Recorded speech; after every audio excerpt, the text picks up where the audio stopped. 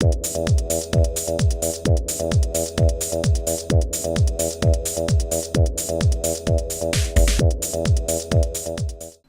there folks, today I'd like to take a casual peek into the DC Superheroes Bizarro action figure set by Mattel. This figure set is part of Series 6 of the DC Superheroes action figure line and was first released in 2007. I got this set in 2011 when I found it on a website called figureaction.net, and I'll post a link to the website down in the description. And I found it and paid $15 for it. Now, taking a look at the figure in the package, you could see Bizarro Superman here. And this figure is actually a redeco of a previous release of Bizarro Superman, which I happen to have right here. And this one is from Series 2, I believe. And you can see that it's a little bit different. They repainted the costume to a more muted color of blue, almost purple on there. And he does come with a different accessory. Taking a look here at the back of the package, you can see a nice dio here of all of the Superman-based characters from this series. We have here Kal-El, Supergirl here, and we have a black suit, basically like a solar suit Superman. We have Darkseid here, of course we have Bizarro, and then we have Mongol over here. Pretty cool. And we have a description here of the list of characters in this series, and a nice description of the S3 Select Sculpt series. Pretty neat. Now we'll be right back and have Bizarro here out of the package. Alright, we're back and we have Bizarro here out of the package. And first up, let's go ahead and take a look at one of the two items that come included with the Bizarro figure. And this one here is a diorama base or display base, and this was located behind the figure in the packaging and was all folded up. You have to, I guess, construct it or fold it into place, and I had to actually add some tape too as well, because it just didn't sit securely once you got it in the little slots and grooves. And either that or I'm just doing it wrong. I don't know. But I think I got it okay. You can see here at the bottom of the diorama base the Superman logo on the left. And you have Bizarro's name here. And you have a nice background here. I'm going to guess that's Krypton exploding. I don't know if it is or not. But it's pretty cool. Nice green overall color here, and I have Bizarro here, and let's see if we can just get him into the display here. Seems a little small for the figure, but we shall see. You got him in here, and yeah, I guess he's okay on there. You really can't see the exploding circle behind it, but you can see all the debris going around the figure on there. Made of simple cardboard, thin cardboard, black all the way around here. And pretty cool that they included it.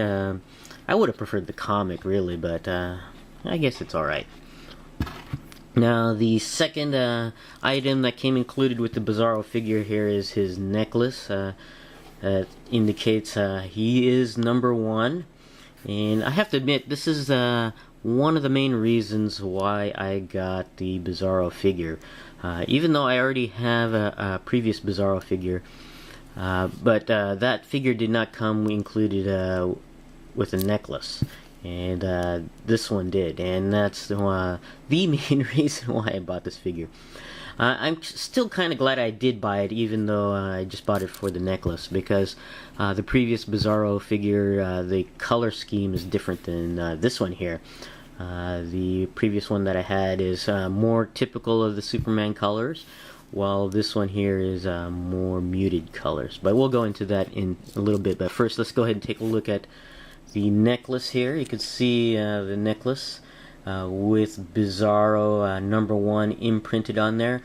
And it's my understanding there are two versions of this necklace. One is in a lighter gray color, while this one here is in a very bluish gray color, very dark blue, almost dark gray color on there. And you can see the chain that goes around this necklace here, and it's this is made of real metal chain link, so that's kind of cool.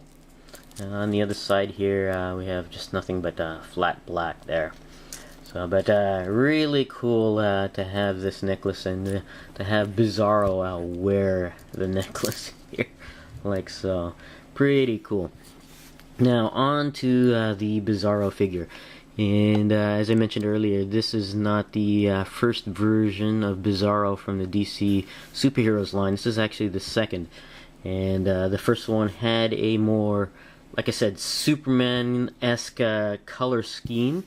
Well, this one here is actually a redeco or repaint, and the suit here is a very muted blue, and almost, I guess, darker blue than the standard Superman brighter blue color.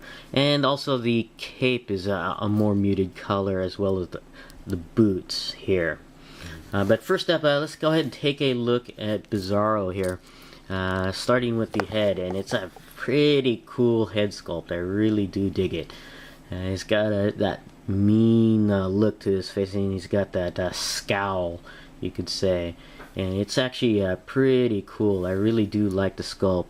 There's actually lots of detail in the face sculpt, just like underneath the eyes, where the bags of the eyes are at there, and just the extra sculpted brow, you could say, and the jutting chin, and the detail on the teeth alone is actually pretty cool. It's painted a dirty, almost brownish color, dirty white I was going to say, but almost brownish color on there. Just makes his teeth look like it's rotting almost.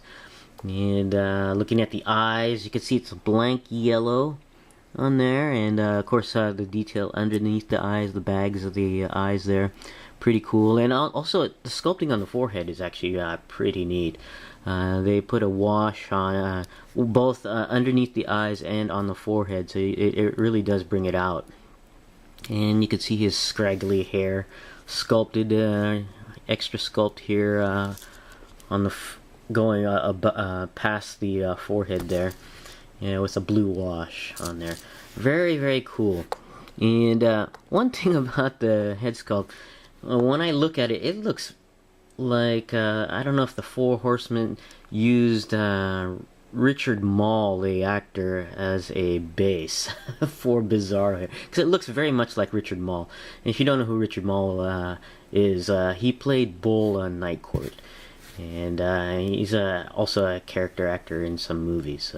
But it really does look like the actor on here, and I'm just curious if they used him as an inspiration for constructing Bizarro there.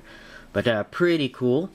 Now, taking a look at the rest of Bizarro here, you can see the not over exaggerated but oversized chest of Bizarro there, and a very tiny waist to go with it.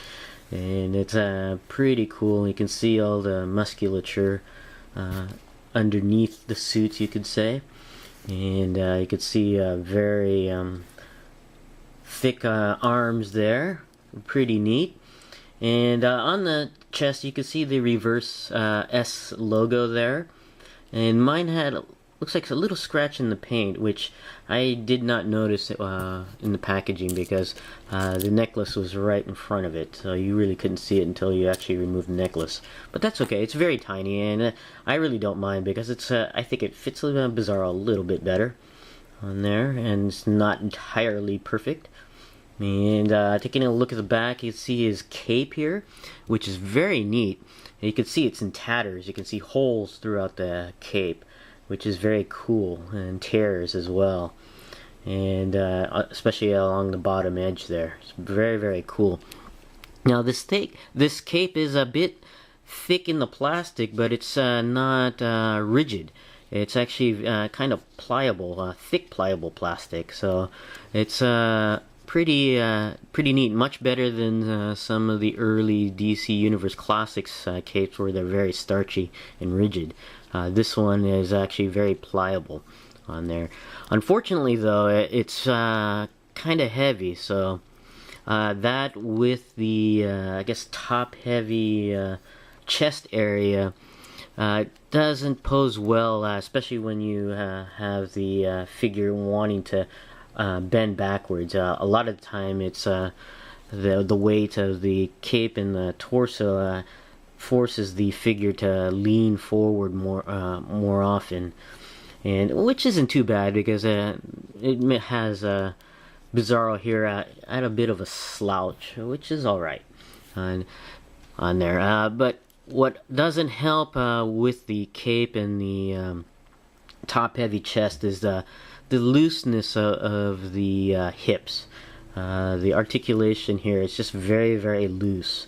So with the combination of the cape, the torso, and the loose hips, it's you can see it's very easy to just tip him over, and so it gets kind of difficult to pose him, especially the way you want to pose him. But most of the time he'll be slouching over. At least this particular figure will be slouching over with his legs bent just to compensate for the weight on here. But it's kind of unfortunate. Hopefully it's just my figure. It's not a problem common to most Bizarro figures. At least I hope it isn't. Taking a look at the rest of the figure, you can see it's a typical Superman base from the bottom. I don't think it's really any different than the Superman legs here, other than of course the color. And you can see the boots here, purple color, almost pinkish color on there, kind of interesting. Going over the articulation of this figure, the head does go all the way around and does go up and down. Very neat. Actually goes up a lot more when you turn the head to the side. I think it's because of the neck here. You can see how the neck kind of cranes forward there. So you get various degrees of articulation on the neck there. The arms do go all the way around. They do go out and in. The arms go all the way around at the bicep. Single joint at the elbow that can go in and out. And the hands can go all the way around at the wrist. This hand here is a closed fist, while this one here is an open or grasping type of grip. And this is from the previous version of Bizarro. He had a wheel and axle that he could wield, and it looks like they just kept that there for this version of Bizarro. The torso can bend down, up, and back, but because of the cape and the weight of the torso, it's always leaning slightly forward. The torso can go all the way around at the waist, and the legs can go up, down to the back, and out to the side, and you can see how loose these legs are due to the loose articulation at the hips. The legs can go all the way around at the thigh, and the knees allow the legs to bend in and out, and the feet are joined at the ankle with a hinged joint, allows the foot to go up, down, and also ankle pivot. Very nice ankle pivot, actually. So you can tilt the foot side to side there, and you can really have a lot of spread leg poses here where you can compensate with the ankle. So with the combination of, like I said, the top heavy chest, you can get him a lot of Bizarro type poses, you could say.